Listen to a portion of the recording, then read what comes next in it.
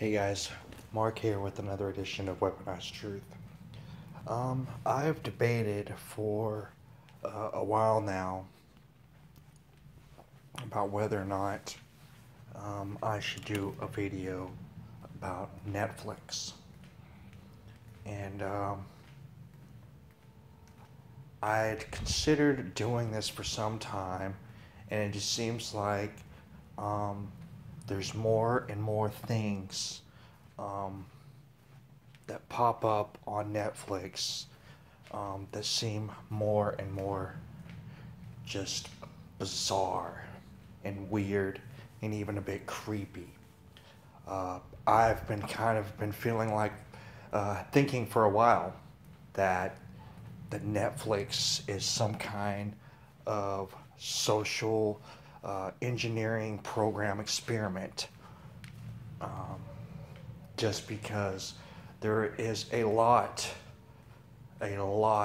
of very dark and bizarre content on Netflix, and particularly when it comes to Netflix original content.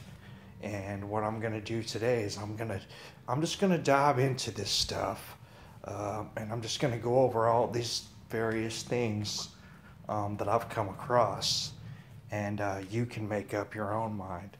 But I'm convinced that Netflix is some kind of social engineering experiment.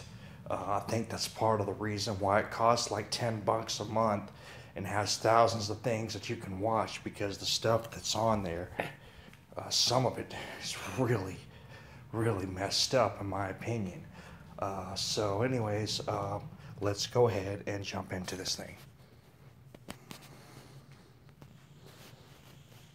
You know, I have to say, I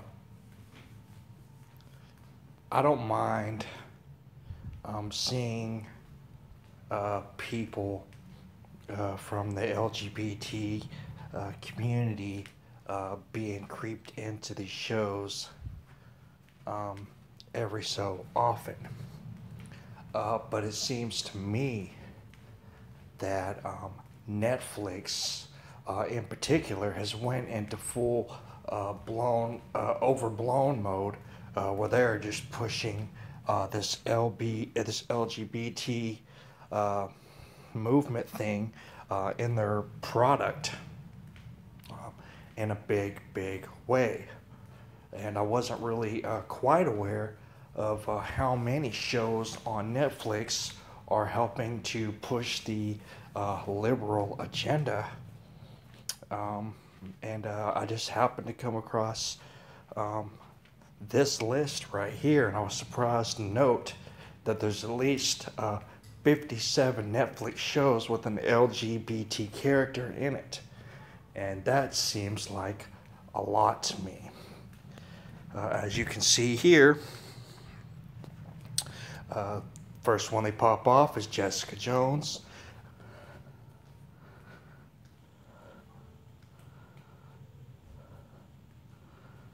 Right? And well, I was going to go on and just read the stuff individually, but there's just too many. But I'll just scroll through this list right here so you guys can check it out with me. Okay.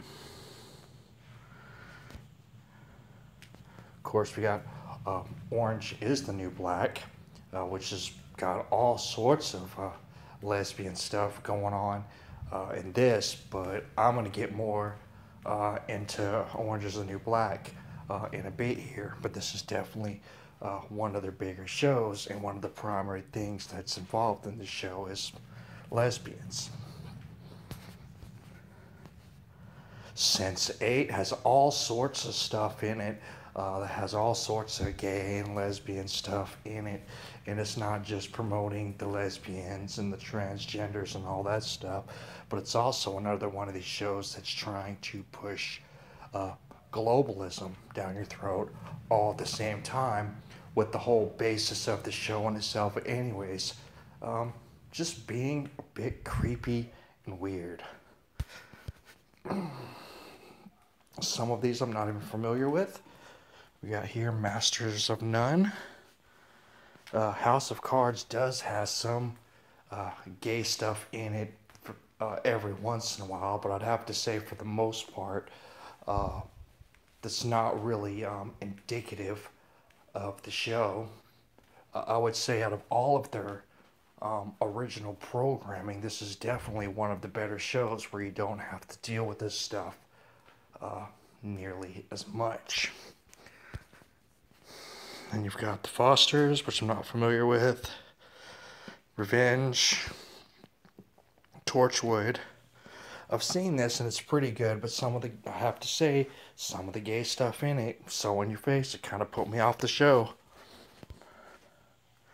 How to Get Away with Murder, I don't know if I'm super familiar with. Grey's Anatomy has some stuff in there. It's not as bad as some of the other things, though. Chasing Life, Lost Girl, The Fall, Nurse Jackie, of course Glee, Degrassi Next Class, Warehouse 13,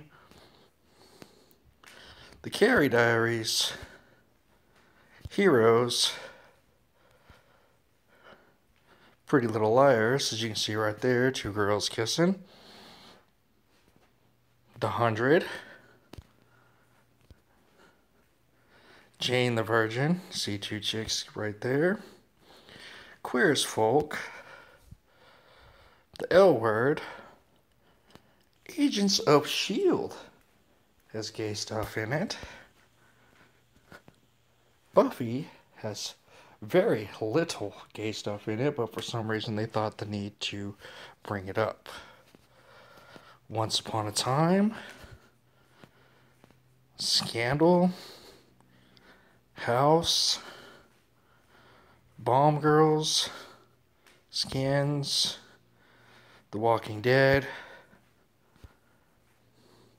American Horror Story Asylum, American Horror Story Freak Show, Bones, Grace and Frankie's. Nothing, it's just a show entirely about gay people, pretty much.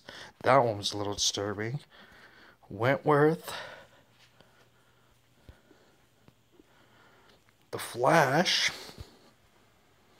United States of Terror, The Killing, Gossip Girl, The Vampire Diaries, The Originals, Gotham, Heart of Dixie, Mad Men, Unbreakable Kimmy Schmidt, Shameless, The Tudors, Arrow, Halt and Catch Fire, Firefly, Miss Fisher's Murder Mysteries, Last Tango in Halifax, Heartless, Rita, Call the Midwife. And so, as you can see here, someone actually was able to go out and make a list of 57 different shows on Netflix that promote the LGBTQZXY, whatever the hell you want to call it, agenda. Now, obviously, in some of these programs, it's less in your face than other programs. But in some of these things, like Sense8 and some of these other shows, Torchwood, and some other of the Netflix originals seem to have quite a bit of this stuff. They want to push in your face in a big way. And it's also worth noting that a bunch of these shows that are coming out on Netflix are not only pushing the LGBTQXYZ agenda or whatever, but they're also pushing globalism in a big way. So they got like a multi-pronged thing that they've had going on here for a while, and I've slowly started to creep up in their stuff more and more, and it's been a little disturbing. So let's go ahead and jump over here to a shorter list of just something else that I want you guys to check out with me. Now, here's another list over here, and this list is certainly incomplete. I didn't really take the time to make a more complete and thorough list, but I can assure you there's probably about 50 or 60 shows just like the LGBTQ infused shows that have a lot of this stuff in there. But what this is, and in some way I actually made a list of creepy as fuck TV shows to watch on Netflix right now. And it's got a list here. This is just 10, and I'm telling you, there's a bunch more. I come across them all the time, and some of the stuff is just so creepy. But they list Scream, Penny Dreadful, The Returned, Bates Motel,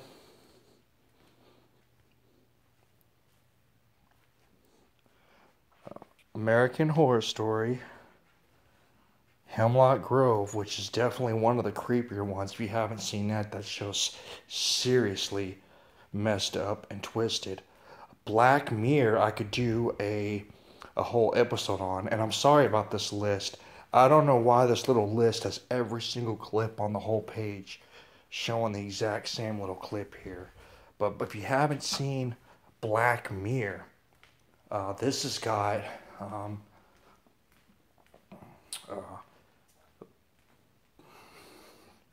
this has, if I'm not mistaken, this has some LGBTQ XYZ stuff in it, but it also is promoting globalism in a big time, and it's talking about a globalist society that's based around all the different possibilities you can have involving this technocracy they're trying to push on us. Like there's episodes where people are, you know, thousands of people are riding bikes at the same time to power a city, you know, or there's episode where your whole status in life depends on how many stars you have on your social media account.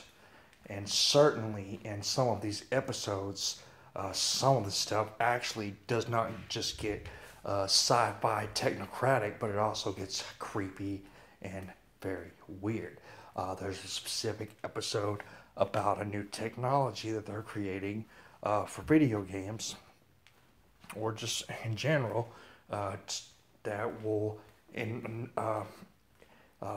directly interface with your brain to scare the hell out of you with your own thoughts. This is a pretty messed up one they have here. So, and then we got Dead Set, Stranger Things, and the X-Files, which I don't know if I'm necessarily called creepy, although I guess some of the episodes are. But it's not really creepy in a way like a lot of these shows are on Netflix. But once again, I want to point out there's probably a bunch of other shows that I'm completely overlooking here. I know I've seen them, but there's a lot of shows on here that are just super, super creepy. And let's keep in mind that one of the most popular things on Netflix, next to maybe House of Cards, is all of these Avenger series. You know, this Daredevil and this Jessica Jones and all this stuff are super, super popular. And what is the one thing that all of these episodes seem to have in common? I think every single one at some point has characters addressing this LGBTQ XYZ agenda, and on top of that, every single one of these different ones are all filmed to where the whole entire episode of all the different series are really, really filmed in really dark areas. The whole entire things are dark and give them this super, super creepy undertone. And this is by far the most popular original content on Netflix. And I must admit, even though I kind of enjoy watching these Avenger ones just because they are Avenger ones. It's hard for me to watch and not realize these creepy, almost satanic feeling undertones that they're putting into these shows that are making it more and more uncomfortable for me to want to watch them. Now, I suppose there's, this weird little group of people out there who are super infatuated with horror movies and getting the hell scared out of them. And for some reason, that seems to be getting a little popular with millennials, but I would have to say, for the most part, that is still a smaller section of society. But needless to say, there's some pretty creepy stuff going on with some of these shows. And I guess what we'll do now is we'll go over here and we'll jump over to a story that I saw about Orange is the New Black last night. So this is the article that I came across last night that really pushed me over the edge into deciding that it was time to make this video, something I'd been debating for months. But fake news network CNN, who is obviously part of the globalist agenda and the whole fake news network empire with the likes of CNN and MSNBC, New York Times, LA Times, Washington Post, all the usual suspects. They're all pushing fake news, and they're all pushing all the things that, as part of the New World Order agenda, a lot of the things that we're seeing in a lot of these Netflix shows. That is multiculturalism, that is globalism, that is the LGBTQXYZ agenda, it is technocracy, and it is most certainly evil. Now, the title of this alone is a bit interesting, but when you actually get down into the actual article and get to see the whole story, it really sets off some pretty serious alarms, letting you know that Netflix is in fact some sort of social programming station, probably with direct influence from people in the United Nations or the government. Obviously, I don't have any proof to back any of that up before people go jumping on my case, but just by looking at the sheer content that's on this channel alone, one has to be a bit alarmed, especially with everything else that's going on the planet. So let's go ahead and get into this article. Here you see the picture of the happy little couple right here. And of course, this wouldn't be absolutely perfect for mainstream media fake news outlets like CNN if it wasn't that it was just a lesbian couple, but it was a black and white lesbian couple. That way, they can promote the LGBTQ agenda and multiculturalism all at the same time. And forgive me. And there they are right there. And this is photo. Surprise. We're married. And here we go. They met on the set of Orange is the New Black, the popular Netflix dramedy set in a women's prison. Obviously, this show has lots of prison sex, especially lesbian sex going on in this show. I would say a lot of the popularity in this show probably has to do with Laura Prepon from the 70s show doing so many lesbian scenes. There was a time when it looked like she was not going to be on the show anymore, and it looked like half the country was going to riot and boycott the show, and sure enough, they paid her a crap load of money, and they got her to come back. And now it's still one of the most popular shows on Netflix. Now it says right here, at the time, one of them was married to a man. And it says, now, more than 4 years later, actress Samira Wiley and writer Lauren Morelli are married.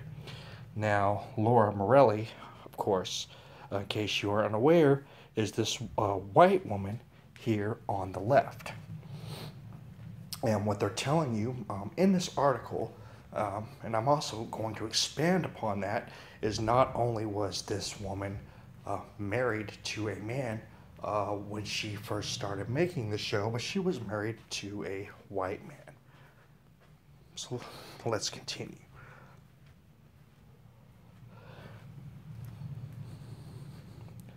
The couple went Saturday in Palm Springs in a confetti-themed celebration, complete with colorful garlands and place settings and funfetti cake, according to Martha Stewart Weddings. Martha Stewart Weddings broke the news and posted a photo of the happy couple on Instagram. Let's go back up because I skipped an important part. It says, dressed in custom Christian Siriano ensembles, an off-the-shoulder dress for Wiley, and a bold cape pantsuit combo for Morelli, the couple made their grand entrance to Justin Bieber's Baby. Wiley's parents officiated the outdoor ceremony. Right? So, as they're pointing out right there, Morelli, the white woman here, the one on the right, she's the writer, and as you can see, she is the one wearing the Hillary Clinton-esque pantsuit.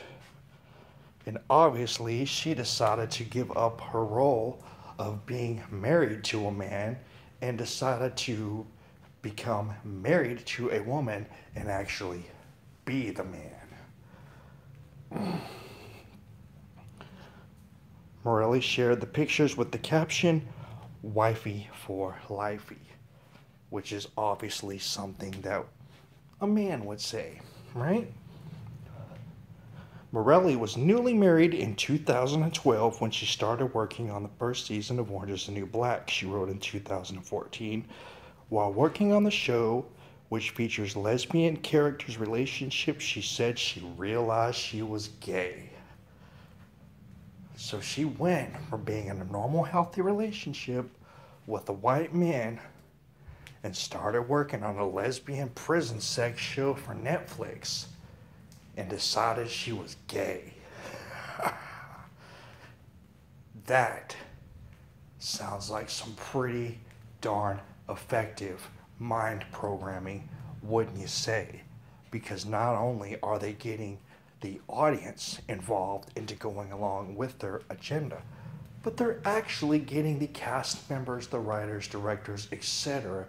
also involved in going along with this agenda with their very, very complex but obvious brainwashing. She admitted she was borrowing from her own life when she wrote a scene in which the show's main character tries to reconcile with her husband after a lesbian sexual encounter behind bars with an old flame. And of course, she's talking about the scene that everybody was talking about when the show first came out, when the main star of the show, I don't remember her name now, had a big lesbian sex scene with Laura Prepon of the 70s show. That was her old flame. 5 months after my wedding, I flew to New York to start production on my first episode of Orange, and from that moment on, my life fell into a parallel rhythm with Piper's story in a way that went from interesting to terrifying in a matter of months. She eventually came out to friends and coworkers and ended her first marriage. Somewhere along the way, she fell in love with Wiley, who plays intimate Pusey Washington on the show. The two became engaged in October.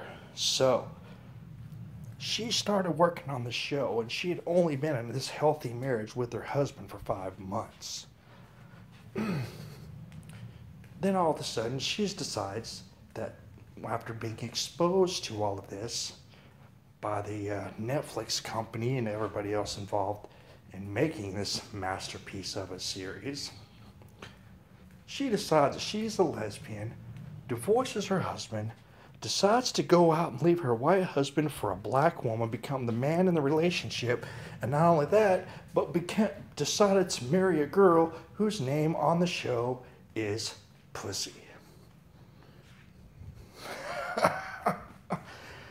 This is incredible.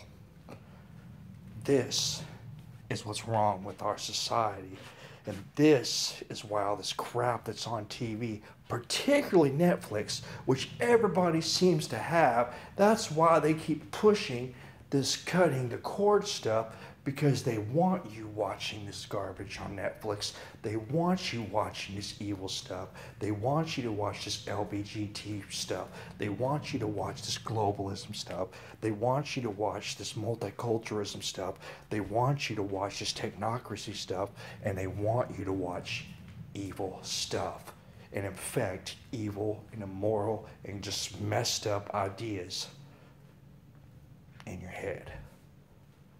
This is indeed the smoking gun of the programming that this Netflix is doing to people.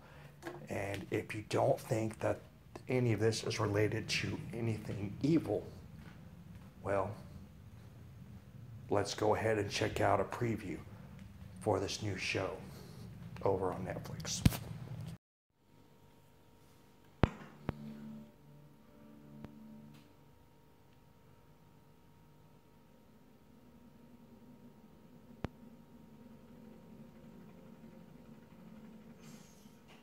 History is filled with tales of men and women that overcame insurmountable obstacles to become great champions.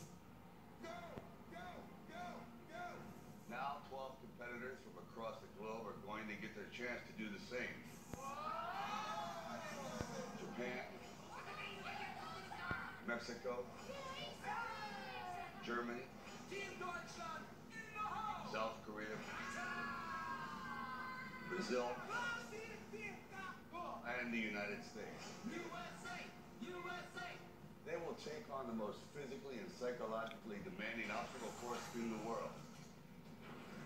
The ultimate battle of man versus beast. 12 will enter, but only one can prevail. This is Ultimate Beastmaster.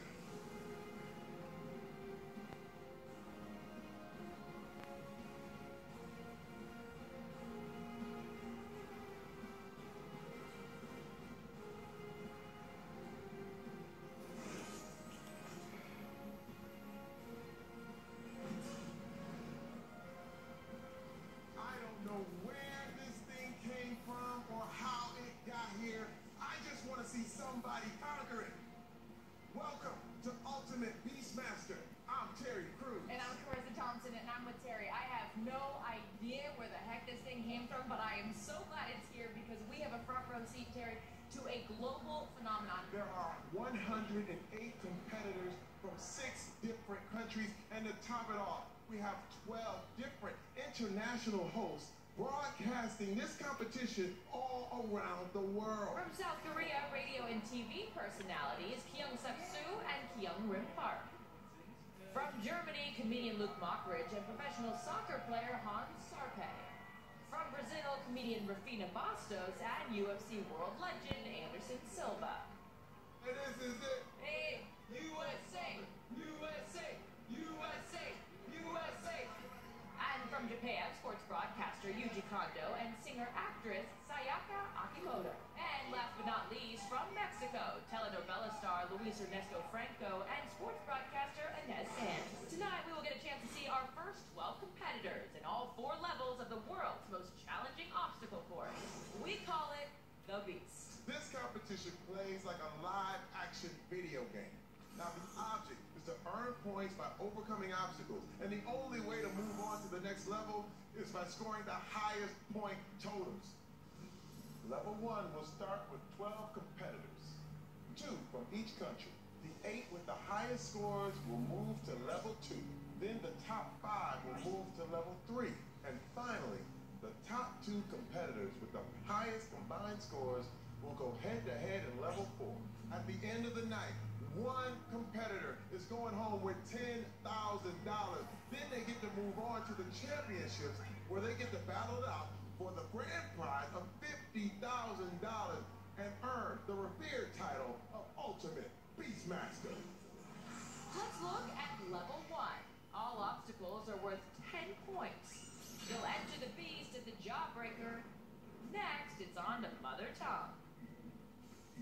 Then brain matter with a bonus point opportunity midway across called a point thruster.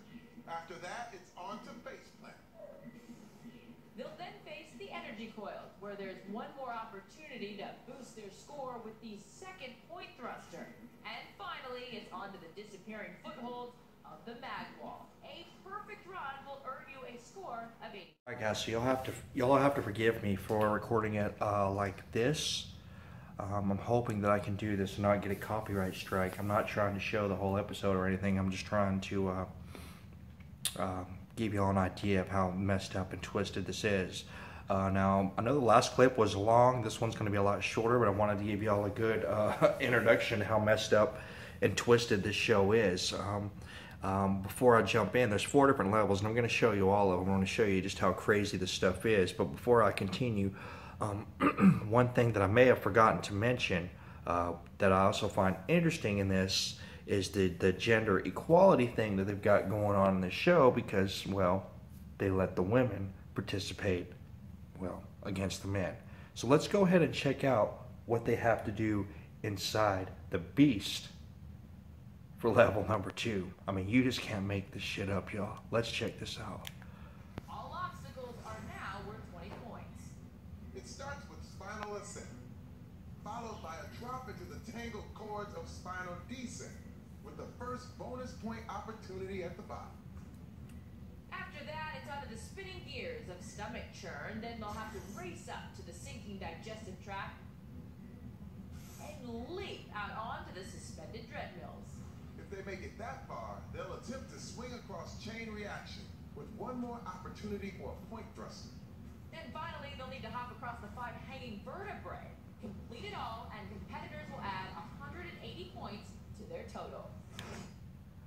So yeah, so they're going through the beast. They're going up and down the spine. They're going through the stomach gears. They're going through the digestive tract. I mean, you just can't make this stuff up. And as you can probably saw from some of the other clips, hopefully, that when these guys slip and fall, they fall into a bunch of water. But of course, in this show, the water that they fall into is not just the water. It is called the blood of the beast. Let's check out section 3 next. In level 3, known as the energy pyramid, there's a total of 240 points up for grabs. Competitors on this level have a decision to make by choosing one of 2 paths that will either get them out quicker or allow them to tackle 3 bonus obstacles. Choosing these comes with a risk, though. Succeed at completing any of them, you'll earn 40 points. Fail, and you'll have 40 points subtracted. First up is Ricardo Oliveira. So anyways, guys, so that's what you got going on with this show. I mean, as you can see, this whole thing is pretty screwed up. You go into the mouth, you go into the tongue, you go to the throat, you go up and down the spinal cord, you go through the churning stomach, you go through the digestive tract. I mean, this thing just is crazy.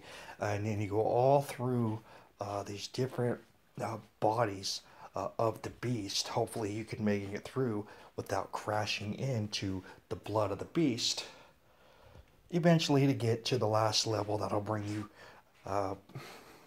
to challenge for Beastmaster in Phase 4, which of course is round 3, which is also known as the energy pyramid, which is inside the beast. And of course, while this whole super satanic theme is going on with their little program that's pushing multiculturalism with 6 different countries, commentating the show in their own language for their own country simultaneously, they're also pushing this gender equality thing where they've got the men participating against the women, like you see with a lot of these transgender stories coming out in sporting events all over America. So there's a lot going on here, and as you can see, this is this is a pretty big brainwashing social programming project they've got going on with Netflix, which is why they've made it so cheap and that any American can sign up for it for $10. And this is why they want you to cut the cord so they can watch you to watch all of this stuff that promotes all of the same ideals that go along with this Agenda 21, Agenda 2030, this New World Order, Illuminati agenda for the planet, run by the likes of Bill Gates and George Soros and the Rothschilds and all these other people who've got a very distinct and very evil plan for this planet that definitely goes right along with the stuff they talk about in the Bible. So anyways, hopefully, I hope you guys enjoyed this. I hope this gave you a fresh perspective that you weren't aware of. That'll really get you start to think about what kind of stuff you're allowing to be pushed into your brain or into the brains of your family. But this is where we're at. This stuff has gotten to the point, as you can see from the Orange is the New Black story that just broke. This isn't just brainwashing the people who are watching the content. This is actually brainwashing the people who are creating the content. So, that's it, you guys. Please, if you like this video, please give me a thumbs up. Please subscribe. Share the video. I don't monetize anything. I don't make any money. I know I don't have some super flashy, well-cut videos like some of these guys out there, but I like to think that the quality of information that I bring to y'all is something that I'll enjoy, and that hopefully I can often give y'all some interesting perspectives and insights into things that maybe you didn't know before. So please, don't be afraid to leave me a thumbs up or even leave me a comment. I like it when my audience stays engaged with me, so I don't feel like I'm just making videos for two people and you know what I mean? But anyways, guys, I appreciate your time. I know these videos, the long ones, are kind of rough to watch sometimes. But some of these subjects like these just require a little more diving into, so you can really get a full grasp of the depth and the intricacies of the sophisticated brainwashing they have coming out of your television. Anyways, that's it. This is Mark from Weaponized Truth signing out. You guys take care, and I will talk to y'all again soon.